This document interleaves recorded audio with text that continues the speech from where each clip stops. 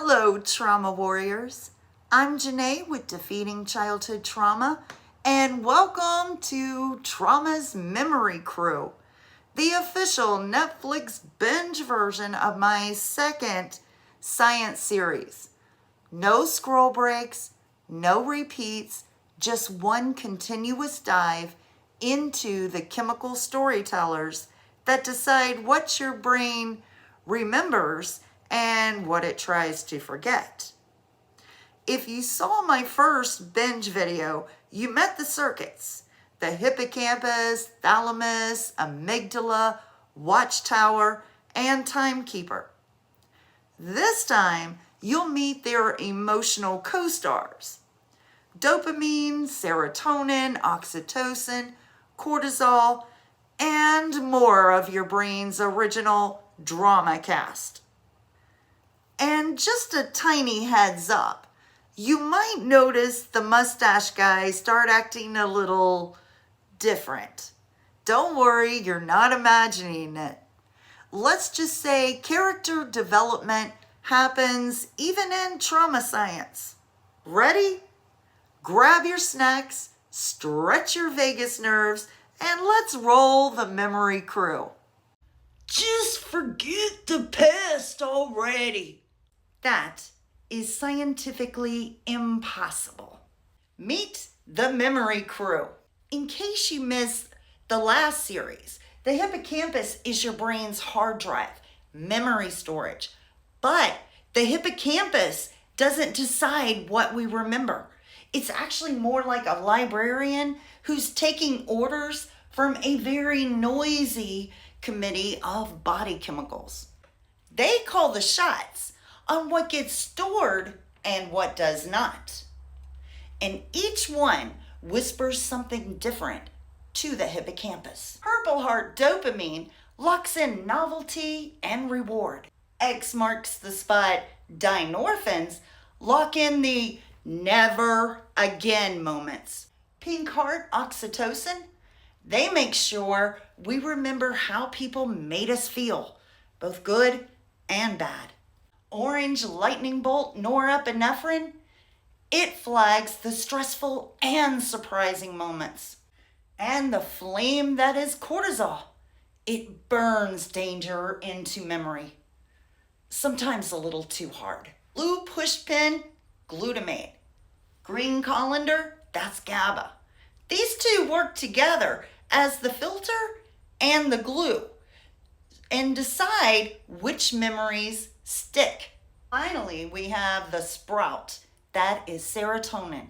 It's the growth filter that helps balanced memories take root. Together, this crew decides what we will never forget, what we will bond to, and what we will toss aside. Over the next 8 days, we will meet each one in detail: how they shape our memory, how trauma warps them, and what we can do to work with them instead of against them. Tomorrow, we will start with Dynorphins, the never again memory stamp. Why can't you just remember the good times? If only our brains worked like highlight reels. Meet Dynorphins, the chemicals that stamp in those bad memories so that we don't make the same mistake twice. Dynorphins are like our never again crew. When something hurts or threatens us, Dynorphins mark it with a high priority. That's why we remember our negative experiences over our joyful ones. It's a survival advantage. But here's the kicker. Dynorphins are like our Jiminy Cricket. They give us that inner voice that says, don't do that again. There will be consequences. And that's how we develop a conscience. But in the cluster B personality disorders, narcissist, borderline, histrionic, antisocial, dynorphins run low. That's why they never learn from mistakes, never anticipate consequences, and keep repeating the same destructive behavior. Low dynorphins, no Jiminy Cricket. Meanwhile, in trauma survivors, dynorphins tend to go into overdrive. Instead of protecting us just once, they flood the hippocampus with negative priority. And then suddenly our memory shelves are stacked with shame, fear, anxiety, and all of the good stuff gets drowned out. That's not you being negative. That's your chemistry. So if you ever wondered why the bad memories tend to stick around like glue, well, you can thank your Dynorphins. Tomorrow, we'll meet oxytocin, the chemical that stamps in how other people make you feel, for better or worse. How could you possibly remember that? I grew up with you and I don't remember it at all. How could you not remember it? It happened to you and I was traumatized just watching it. 2 siblings, 2 brains, same trauma, very different memories. That's oxytocin at work, the chemical that stamps in how people made you feel. It's your social memory keeper. Some survivors, their oxytocin runs low because their brain said, I need to forget this in order to survive. And so their memories are full of holes. While others have oxytocin that runs high because their brain said, I need to remember this in order to escape. And their memory is crystal clear, and sometimes too clear. Neither one is a weakness. Both are survival strategies. Now let's consider the victim of coercive control in a partnership. What do you think's going on there? Well, for one thing, they think they're in love with their abuser. And so their survival is all about protecting the trauma bond. And so to do that, they're telling themselves, I need to forget these abuses, disregard them in order to survive this relationship. So their oxytocin starts running low. And unfortunately, because these negative experiences with their abuser isn't being properly encoded, it creates too much trust with a dangerous person. Plot twist. Once they finally leave the abuser, oxytocin can flip against them and pull up every tiny good moment from the abuser. And it makes them doubt themselves. Like, was it really that bad? And that's why leaving can feel impossible. But we'll dig deeper into that one in another series. Tomorrow, we'll meet norepinephrine, the chemical that stamps in stress and surprise. It was no big deal. Yeah? Well, those no big deals started piling up, and guess what? My brain still remembers them.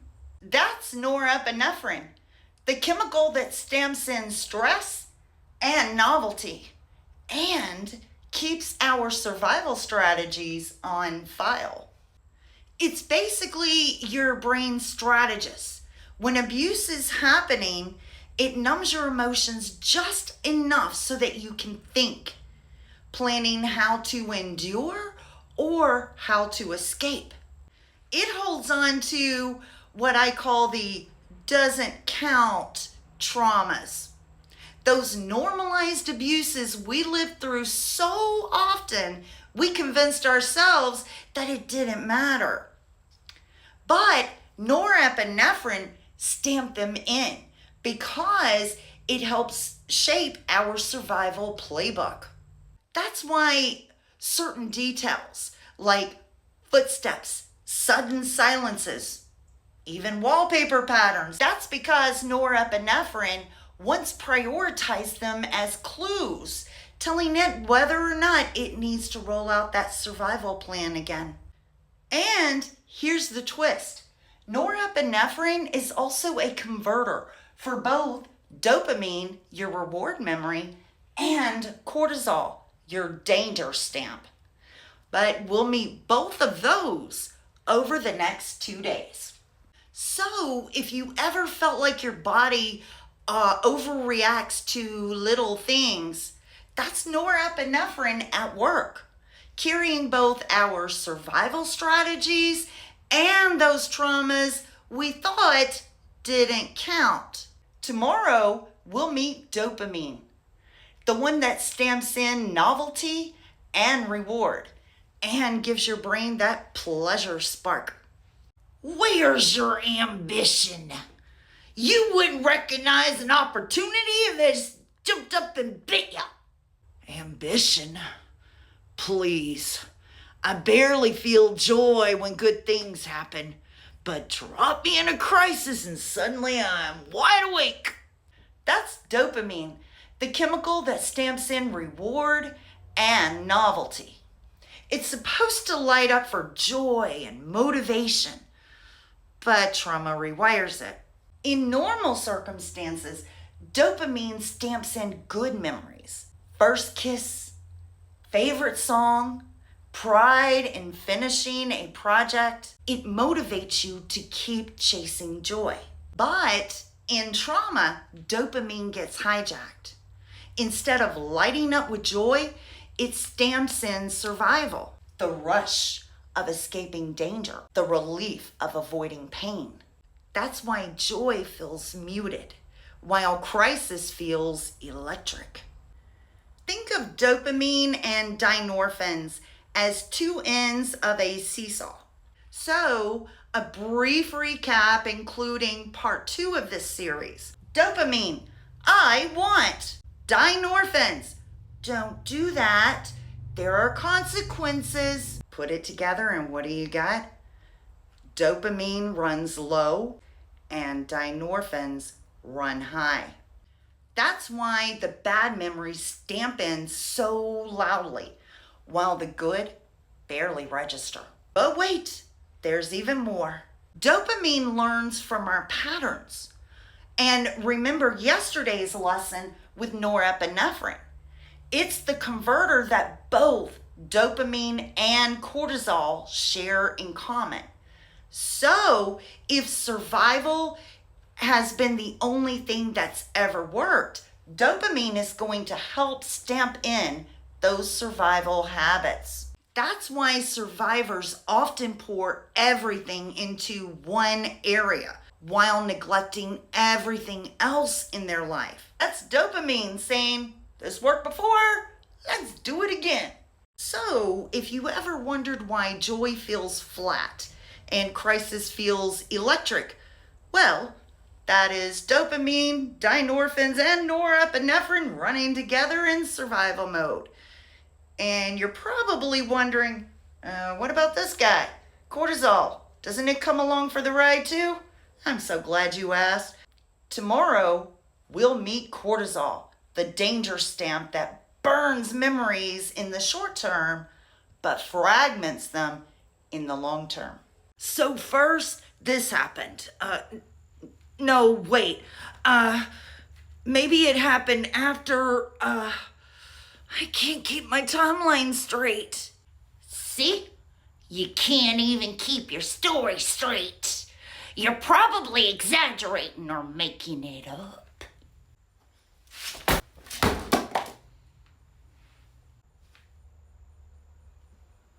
Actually, the way he's struggling to tell his story is evidence of how traumatic it was. That's cortisol at work, your system's danger stamp.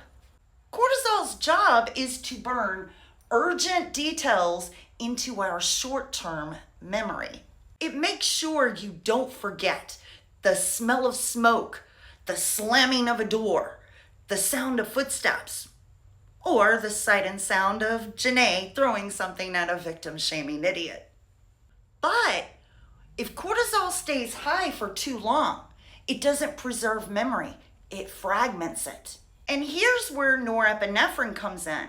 It's one of cortisol's converters, highlighting survival details. Together, they don't just fragment memory, they shatter it like glass.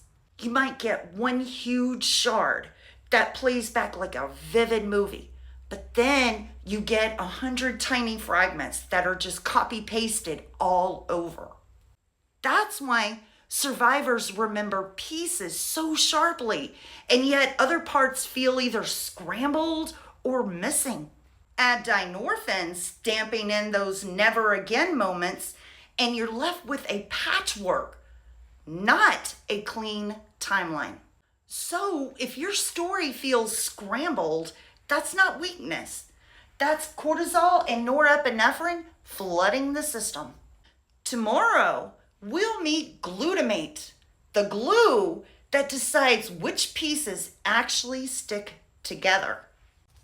Hey, Janae, why is it that I can learn something one week and then totally forget it the next week? That's glutamate, your brain's memory glue. It decides what lessons get pinned down in long term and what fades away. Glutamate is our main chemical for learning. When you repeat something, multiplication tables, spelling, even a song lyric, glutamate fires and strengthens the connection until it sticks. That's how we remember our skills years later, like riding a bike, playing piano. But here's the catch. When glutamate floods during trauma, it can pin down our trauma fragments a little too strongly. Sharp details like sounds, smells, flashes, while the bigger picture fades. That's why trauma memories can feel like random, glued-in snapshots. And now here's the cost. When glutamate is hijacked like this, it stops prioritizing useful learning, academic knowledge, skills and habits, and even emotional learning, like reading faces and knowing who to trust, which, by the way, is supposed to be oxytocin's job. It all gets scrambled or pushed to the side. The fragments take priority, while everyday learning falls through the cracks. So if you ever wondered why school felt harder or why some lessons never seemed to stick, that's glutamate overloaded by trauma.